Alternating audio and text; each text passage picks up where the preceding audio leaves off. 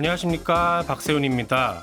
지금은 가격이 15억 원을 넘는 아파트를 살 때는 대출을 한 푼도 안 해주고 있는데요. 정부가 이 규제를 앞으로 풀 것 같다는 보도가 나왔습니다. 잠시 후에 이 내용을 자세히 좀 알아보겠고요.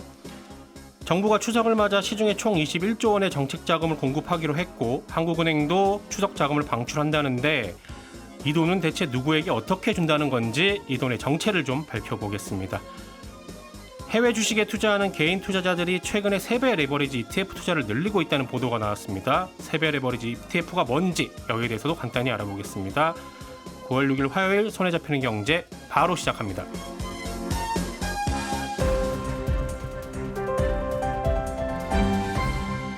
이진우의 손에 잡히는 경제. 네, 오늘 준비한 소식 듣기 전에 기상청 잠시 연결해서 지금 현재 태풍 진행 상황이 어떤지 먼저 좀 들어보겠습니다. 이온 리포터. 네, 태풍 흰남노가 7시 10분경에 울산 앞바다로 빠져나갔고요. 자정쯤 저 멀리 일본 삿포로 북서쪽 부근 해상에서 온대저기압으로 약해질 것으로 보입니다. 이 태풍의 여파가 남아있어서 오늘 낮까지는 동쪽 지역을 중심으로 많은 비가 더 내리겠습니다. 현재 비가 가장 많이 오는 지역이 강원도 삼척 궁촌인데요. 시간당 20mm가량으로 굵은 비가 쏟아지고 있습니다. 오늘 낮까지 강원 영동과 경상도에 비가 50에서 120, 경상 해안 많은 곳은 200 이상, 강원 영동 남부는 150 이상, 경기 동부 강원 영서, 충청도, 전라 동부는 10에서 60, 그 밖의 지역은 5에서 30mm가량 내리겠고요. 수도권을 제외한 전국 대부분 지역에 발효 중인 태풍특보는 풍랑특보와 강풍특보, 폭풍해일특보로 차츰 변경되었다가 오늘 늦은 오후부터 내일 오전 사이에 대부분 해제될 것으로 예상됩니다. 날씨였습니다. 네, 모쪼록 큰 피해 없었으면 좋겠고요. 저희 진행자가 지금 열심히 오고는 있는데 조금 늦어지고 있습니다. 청취자 여러분의 양해 부탁드립니다. 나수지 기자님, 네.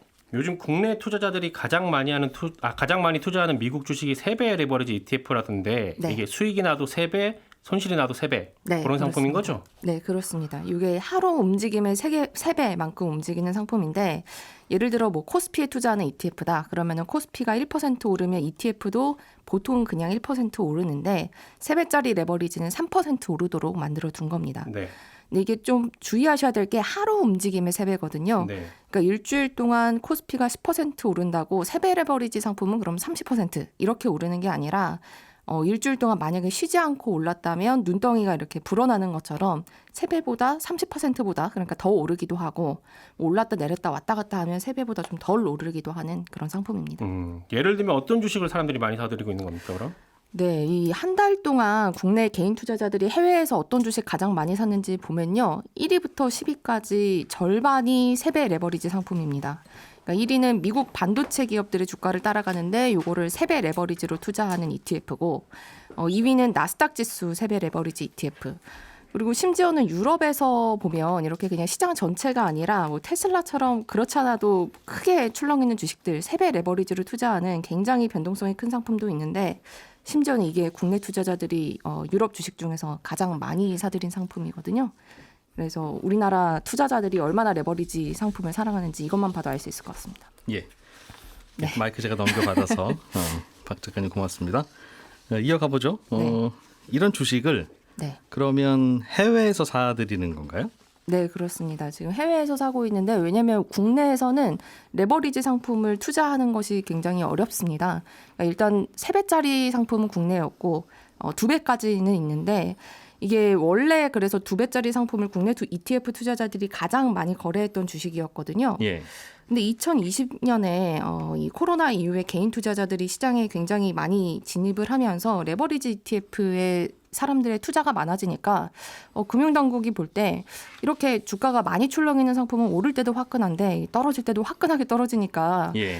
개인 투자자 보호를 위해서는 좀 문턱을 높여야겠다. 그래서 주식 계좌에 최소 1,000만 원 있는 분들 이분들만 레버리지 ETF 살 수 있고 또 레버리지 ETF 투자하기 전에는 4시간짜리 교육 들어야 됩니다. 그래서 교육 마치고 나오는 코드를 주식 계좌에 입력을 해야 레버리지 ETF를 살 수가 있거든요. 예. 근데 국내는 이런 문턱이 있는데 이 미국 주식으로 눈을 돌리니까 아예 이런 문턱이 없이 살 수 있는 데다가 국내에는 2배밖에 없었는데 오히려 미국에는 더 화끈하게 움직이는 3배짜리 ETF도 있네 네. 하면서 오히려 이런 문턱이 미국 주식시장에서 더 위험한 상품으로 투자자들이 몰리는 결과가 나온 겁니다. 미국 주식에서도 이런 3배짜리 종목들은 국내 투자자들 중에서 선별된 분들, 말씀하신 대로 계좌 잔액이 1,000만 원이 넘든가 별도의 교육을 받았든가 네. 하는 분들만 거래할 수 있도록 증권사 시스템을 애초부터 만들어 놨으면 되는 건데 지금이라도 바꾸거나 네네. 일단 뭐 아직 못 따라잡고 있는 거군요. 걱정은 걱정만 하면서. 네, 그런 상황입니다. 네. 이게 그 전문가분들은 설명하실 때 3배짜리 레버리지면 위험도 3배, 수익도 3배인 걸로 생각되지만 주가라고 하는 게 올랐다 내렸다 하기 때문에 네. 계속 오르기만 하면 이게 좋은데 올랐다가 내렸다가 하면 오를 100원에서 10% 오르면 110원. 거기서 10% 떨어지면 99가 되잖아요. 100이 네. 되는 게 아니라. 그렇죠. 떨어질 때 똑같이 떨어지더라도 많이 떨어지니까 그것 때문에 레버리지는 잘못하면 손해 많이 본다 하시던데. 네, 맞습니다. 그러니까 이게 그냥 일반적인 상품도 말씀하신 대로 10% 올랐다가 10% 떨어졌다가 다시 10% 오르면 예. 100에서 100이 되는 게 아니라 99가 되잖아요. 근데 레버리지가 걸리면 이 손실폭이 훨씬 더 커집니다. 예. 예를 들어 10%가 아니라 30%가 떨어졌다 오른다고 하면 100에서 30% 떨어지면 70 갔다가 이게 다시 오르면 91이잖아요. 그러면 9% 떨어지는 효과가 있어서 가만히 내가 주식을 들고 있기만 해도 이 시장이 횡보하면 올랐다 떨어졌다 하면서 내 수익률이 저절로 녹아내리는 그런 효과가 있고 또 한 가지 중요한 포인트는 수수료가 비쌉니다. 예. 그렇기 때문에 들고만 있어도 장기 투자하면 내 수익률이 녹는 상품이다. 이렇게 좀 주의를 하셔야 될 것 같습니다. 이거는 쓰려면 정말 단기 투자용으로만 써야 되는 거예요. 그렇죠? 내가 원하는 혹은 예상하는 방향이 한 방향일 때 최소한 오늘 내일은 오를 것 같다. 네, 그렇습니다. 또는 오늘 내일은 떨어질 것 같다 할 때 오늘 내일만 투자하는 용도로. 네, 그거에 대한 강력한 확신이 있을 때만 그렇겠죠? 짧은 예. 기간에 쓰시는 걸로. 알겠습니다. 자, 그러면 김현우 소장님 네. 준비해 오신 내용도 좀 들어보겠습니다. 15억 넘는 아파트 살 때 지금은 네, 대출을 전혀 안 해주고 있죠? 그렇습니다. 단돈 1,000만 원도. 네, 여기에 대해서 이거는 좀 규제를 풀어야 되겠다고 정부가 생각하는 모양이에요. 맞습니다. 요 15억 초과하는 아파트에 대해서 대출이 안 나온 건 2019년 12월 16일에 나왔던 부동산 대책 때문이었는데요. 이때부터 초고가 아파트, 시가 15억 원을 초과하는 아파트에 대해서는 개인뿐만 아니라 뭐 주택임대사업자, 매매업자, 법인 가릴 것 없이 모든 금융권에서 주택담보대출을 금지하겠다라는 대책이 발표됐었습니다. 네. 사실상 이때 이후로는 아주 특별한 경우를 제외하고는 15억 초과 아파트는 오로지 현금으로만 구매가 가능한 상황인데 최근 정부에서 이 규제를 해제하는 걸 검토하고 있어요. 어제 금융위원장도 이 부분에 대해서 언젠간 논의돼야 될 이슈다. 그러면서 이제 LTV 완화와 함께 종합해서 논의를 해야 된다라고 언급을 했으니까 조만간 이에 대해서 좀 해제를 검토하지 않겠느냐라는 분위기가 나오고 있는 거고요. 지금 정부 들어선 이후에 이 대출 규제 완화가 나온 거는 지난 8월부터 이제 생애 최초로 주택을 구매하시는 분들한테는 LTV 80% 적용. 요게 지금 시행이 되고 있고. 단만 대출 금액은 6억까지만 해준다는 거죠? 그렇습니다. 예. 그리고 아직 시기는 미정이지만 지역과 상관없이 뭐 지금 투기 지역, 투기 과열 지역 이런 것과 상관없이 전 지역에 LTV 70% 적용하는 것. 예. 이걸 이제 단일화하겠다고 밝힌 바가 있는데 이 부분은 아직 시기는 안 정해져 있습니다. 그런데 LTV를 사실 일괄적으로 지역과 금액에 상관없이 70%를 적용하면 사실상 15억 초과 주택에 대한 대출 금지 규제는 자연스럽게 풀어지거든요. 15억짜리 아파트도 10억까지도 된다는 거 아니겠습니까? 그렇죠. 그렇게 예. 될 텐데 이 둘을 어떻게 조화해서 풀 건지 이 부분에 대해서는 아직까지 뭐 나온 바는 없습니다.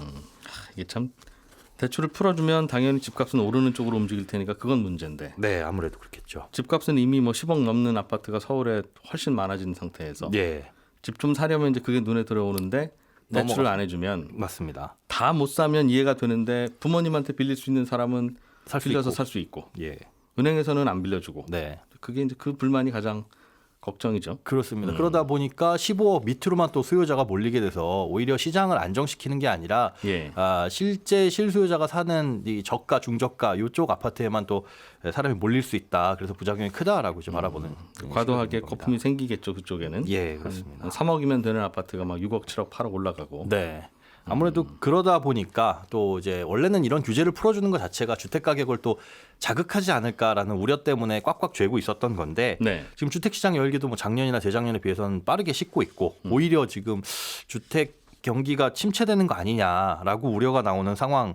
이라서 이 15억 대출 규제를 풀어줘도 크게 문제는 없을 것 같고 좀 전에 말씀드린 대로 15억 대출 규제를 유지했을 때의 부작용들이 더 크다라고 판단하는 이런 시각들이 많기 때문인 걸로 보입니다. 네. 그런데 15억 규제가 풀린다라고 했을 때 그럼 어떤 효과가 있느냐를 생각을 해보면 DSR 규제가 지금 40%가 그대로 적용되고 있잖아요. 예. 내가 버는 연봉 대비 1년 동안 갚는 원금과 이자의 합이 40%를 못 넘는다. 이 규제가 있기 때문에 사실상 15억짜리 아파트를 산다. 70%까지 해서 10억 대출을 내가 받고 싶어도 네. 소득이 뭐 1억 5천 정도 넘어가지 않으면은 불가능한 거거든요. 예. 결국은 DSR 규제가 거의 대부분의 규제를 좌지우지하고 있다라고 볼 수가 있는데 그렇기 때문에 이 15억 초과 주택담보대출의 규제를 풀어준다고 하더라도 크게 시장에 미치는 영향은 없지 않겠느냐.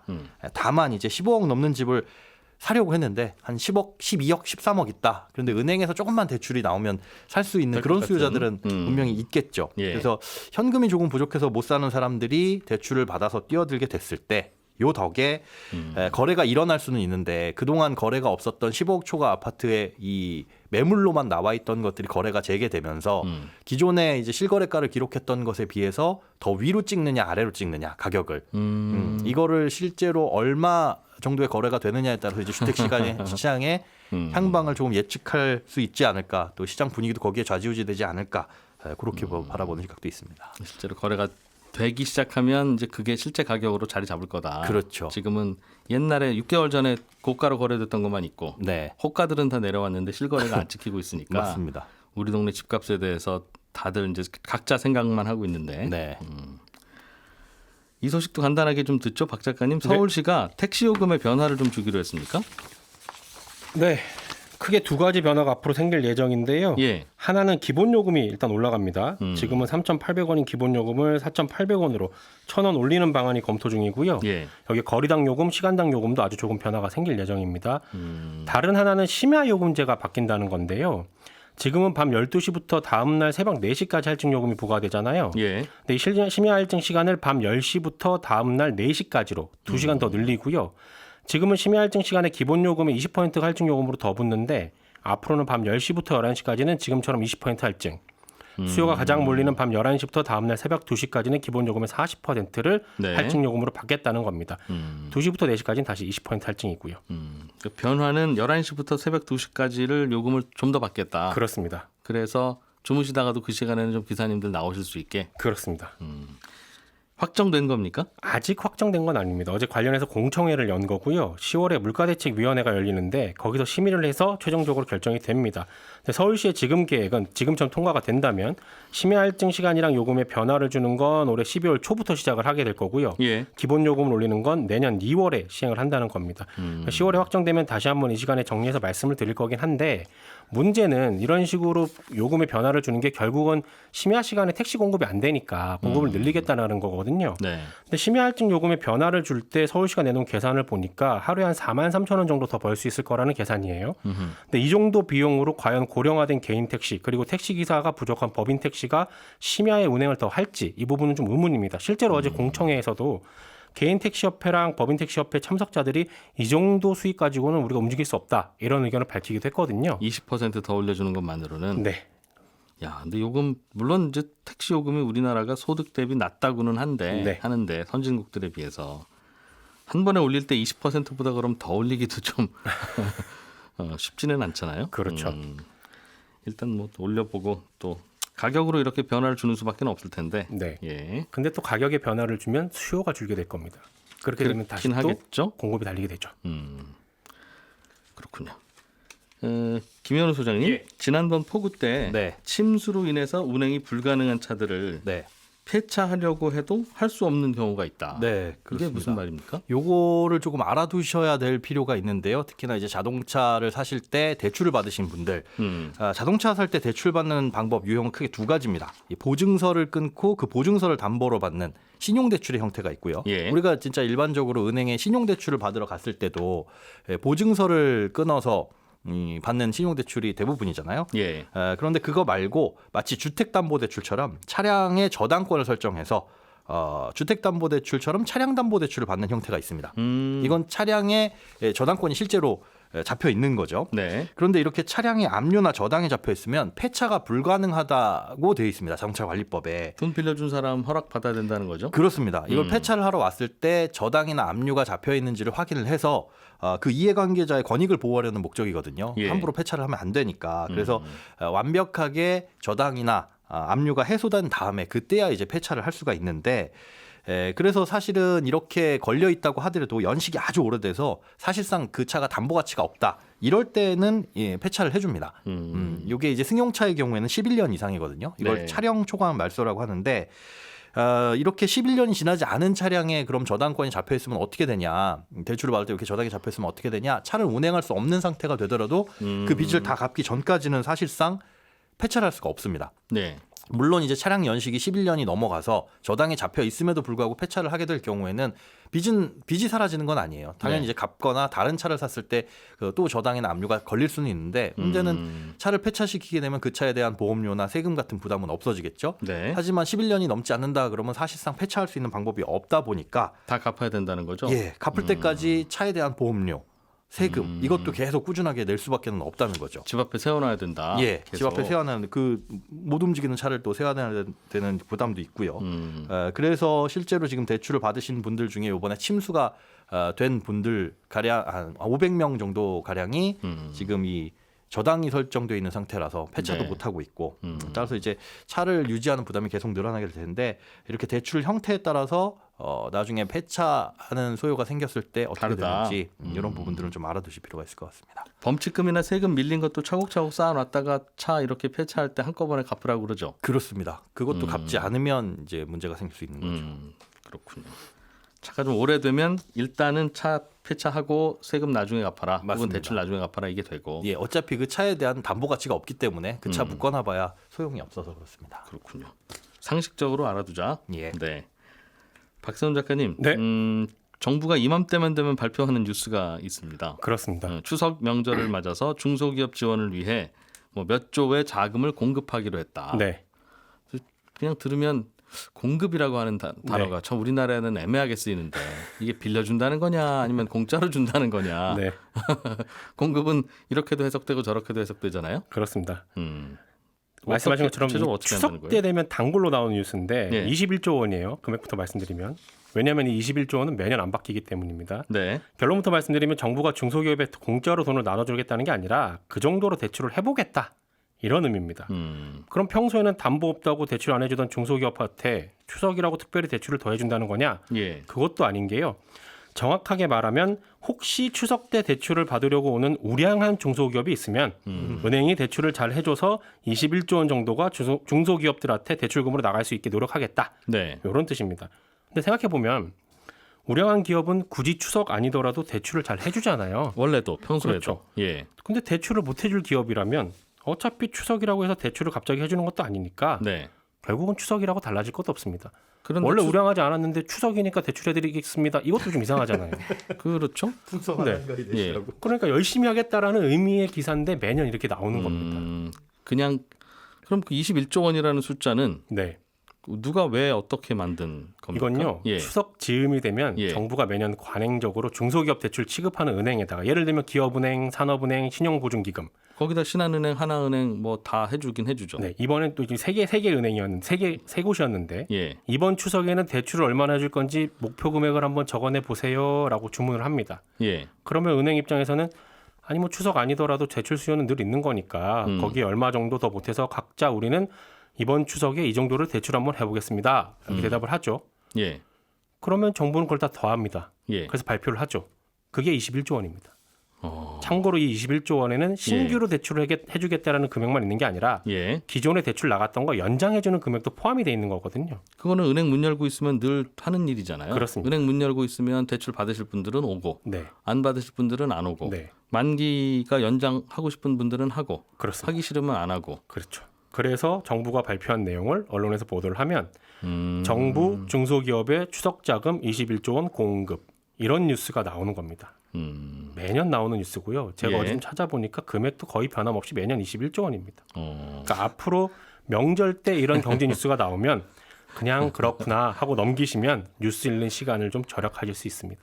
야, 이게 언제부터 이렇게 나왔는지 모르지만 옛날에 이제 뭐 어떤 대통령이 있을 때 어딘지 언젠지는 모르겠으나 그 추석도 되고 그랬는데 좀 어려운 서민들 혹은 중소기업들 좀 도와줄 수 있는 방안을 각 부처가 마련해서 보고하도록 하시오. 네. 그렇게 지시가 내려가면 뭐라도 해야 되는 뭐라도 해야 상황에서 되니까, 예. 야, 우리는 뭐 한다 그럴까?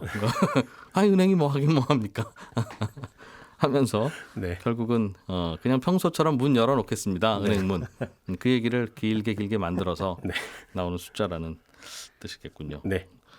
그걸 공급이라고 표현하니까 돈 주는 것 같잖아요, 그냥. 저도 사실은 처음에는 저도 그런 줄 알고 이 기사를 팠었거든요. 예. 근데 알고 보니까 그게 아닌 것 같아서. 알겠습니다. 같은 뭐 비슷한 시기에 나오는 뉴스가 한국은행이 추석 자금 방출한다. 네. 뭐 이런 얘기도 방출이라고 하니까 이제는 뭐 막 이제 안 받아가겠다는 사람들을 억지로 안기는 듯한 그런 뉘앙스인데. 공짜로 나눠준다는 말 같기도 하고 누군가에게 나눠준다는 것 같기도 하고 그런데 예. 둘 다 아니고요. 추석이 되면 사람들이 평소에 안 쓰던 현금을 많이 찾게 되잖아요. 평소에는 지갑도 안 들고 다니는 분들도 추석 전에는 은행에 가서 돈을 현금으로 찾습니다. 네. 추석이니까 세뱃돈은 필요 없겠으나 부모님 용돈도 드려야 되고요. 조카들 만나면 과자값이라도 지어주고 그리고 또 추석 보너스를 주는 회사들도 현금으로 주는 경우들도 좀 있거든요. 예. 그래서 이것저것 돈 쓸 일이 많아서 현금을 찾게 되는 걸 텐데 그래서 평소에는 한국은행에서 매월 한 2천억 원 정도 시중에 현금을 공급을 해주면 사람들이 현금 찾아 쓰는데 별 문제가 없는데 네. 이맘때는 더 많아지니까 그래서 어느 정도 나가는지 궁금해서 제가 어제 한국은행에 확인을 해봤거든요.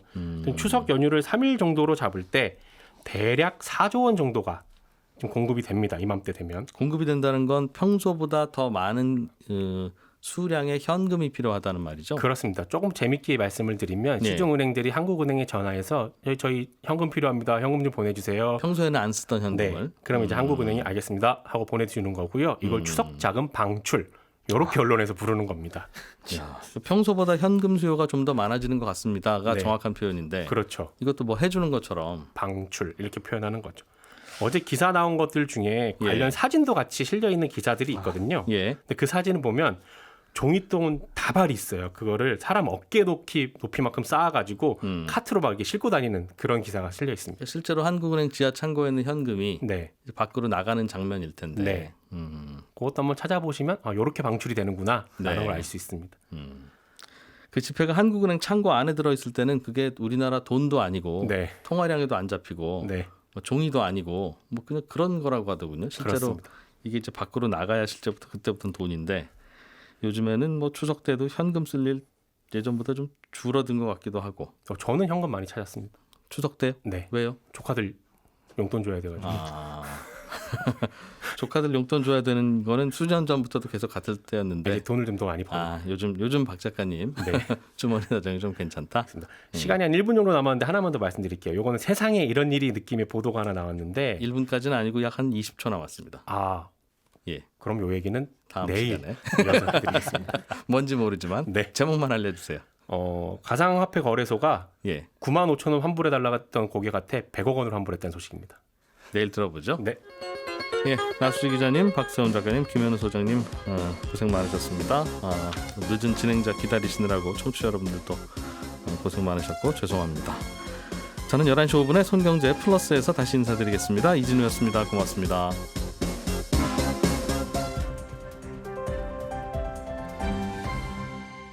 경제를 생각하는 사람들의 즐거운 습관. 이진우의 손에 잡히는 경제.